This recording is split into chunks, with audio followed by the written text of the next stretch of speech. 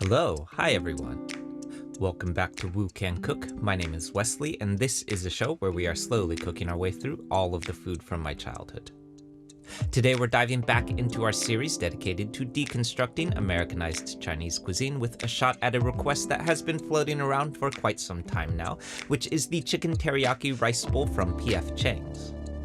For those new to the channel, in this series, we have been deconstructing iconically Americanized dishes from Chinese and or Pan-Asian cuisine, and then seeing what it might look like if we were to cook the dish through the lens of more traditional wok cooking. PF Chang's chicken teriyaki bowl, as the name implies, prominently features a grilled and sliced chicken breast, combined with pineapple, red bell pepper, and of course, teriyaki sauce. The dish is in fact so popular that it is sold in the frozen food aisle of many grocery stores, but I'm also fairly confident that we can do at least a little bit better than that though. For our version today, we're going to make use of some canned pineapple because, as anyone who has made a pina colada can tell you, this stuff is canned in a sweet syrupy pineapple juice, which is exactly what we need to make our sweet and savory pineapple teriyaki sauce today.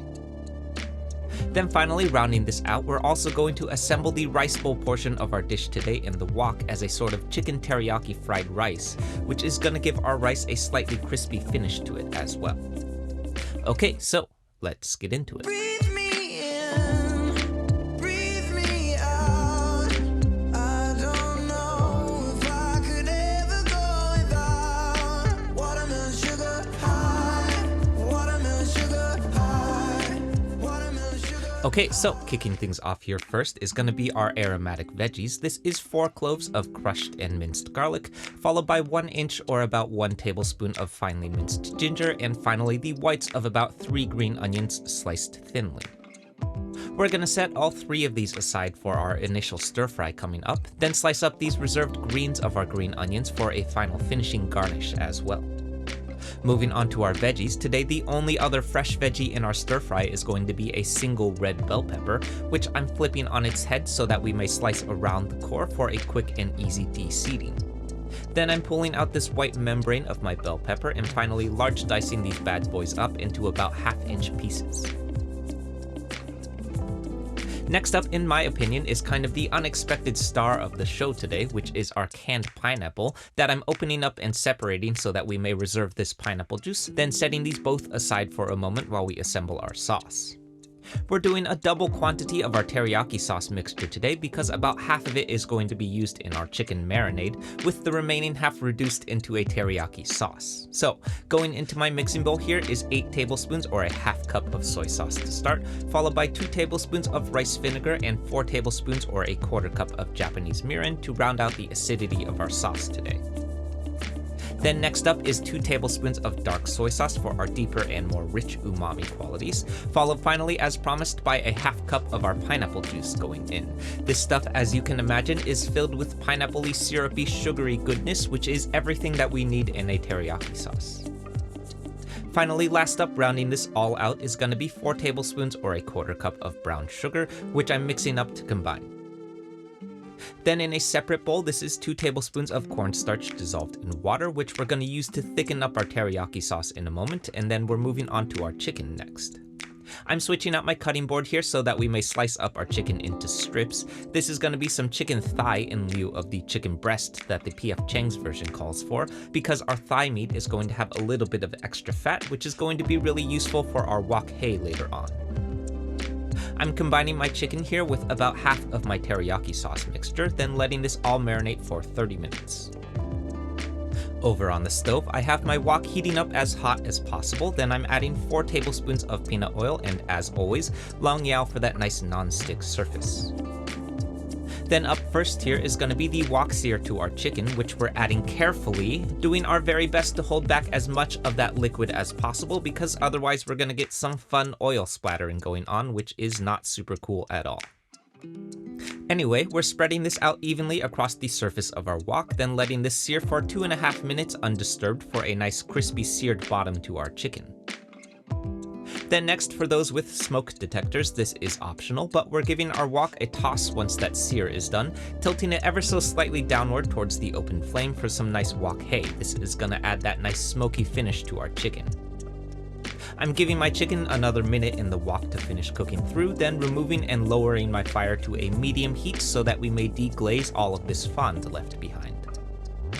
Here's the remainder of our teriyaki sauce going in, then I'm using my spatula to dislodge all of this fond so that we may incorporate it into our sauce mixture. We're letting this simmer over medium heat for about 5 minutes until about 30% reduced. Then finally, last up, here's my cornstarch slurry going into our sauce, as always directly into the center of the wok, otherwise you're gonna start frying your cornstarch, which is no fun. I'm giving this a toss until seemingly by magic, this thick and luxurious teriyaki sauce begins to form. Ooh. Next up, moving on to our stir fry, I've removed my teriyaki sauce, wiped down and reheated the wok as hot as possible again, and then I'm adding another 4 tablespoons of peanut oil and giving one more long yao. Then going in here first are my aromatic veggies. Here's my garlic, ginger, and the whites of my green onions going in for 15 seconds until nice and fragrant. Then next, here's my bell peppers going in, which we're giving a 2-minute head start to in the wok to cook off a bit of their rawness before adding in my pineapples next. I'm giving this a toss for another 2 minutes before following up with my rice. This is about 2 cups of leftover rice, or if you don't have any leftover rice, you can cook some as you normally would and then just let it air dry for 2 hours instead. I'm using my spatula to break up any errant clumps of rice floating around, then giving this all a quick toss to combine before removing from heat. Back over on the cutting board, we're serving this up with a healthy serving of our pineapple fried rice to start, followed by my seared chicken and a spoonful of our teriyaki sauce. Then finally finishing this off is going to be a pinch of sesame seed plus the reserved greens of our green onions, and we're ready to eat.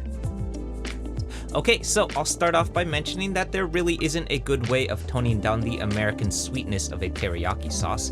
The sugars in it are by definition what makes it a teriyaki sauce. So instead, it seemed a lot more appropriate to just sort of lean in and make the best possible teriyaki sauce that I know how to make, and let me tell you, god damn, this is really good. The complexity of the sugars that we've involved in the sauce play really nicely with the dark soy sauce to create a wonderfully sweet and savory finish that's not overwhelmingly just sugary. There's a nice brightness that comes from our mirin, plus a more acidic sweet quality from our pineapple juice that just beats the pants off of any bottled teriyaki sauce that I've ever had. Then rounding this out, the wok sear to our chicken is my favorite way of getting a smoky seared piece of chicken without actually firing up the barbecue grill, provided that you remembered to unhook those smoke detectors first. Finally, I also thought that the fried rice finish to our stir fry was a nice touch as well, just because that's essentially what's happening in a chicken teriyaki bowl anyway, because we are, after all, essentially eating Japanese fried rice at this point, which I'm fully on board with. Okay, so that's it everyone. I hope you enjoyed this and I hope you give this one a shot. For those who are new to the channel, this one is part of a larger series dedicated to reproducing classic Chinese American dishes, including a whole bunch of other stuff from the PF Chang's menu, so definitely check out that series next if you haven't yet, because there's a lot of these. For the Bay Area locals, the Wu Can Cook Fried Rice pop-up is back at 2 Pitchers Brewing this weekend, so come by and say hi if you can. More about that at wucancook.com/eats. As always, like, comment, subscribe, share, be nice interneters, and I'll see you soon. Bye.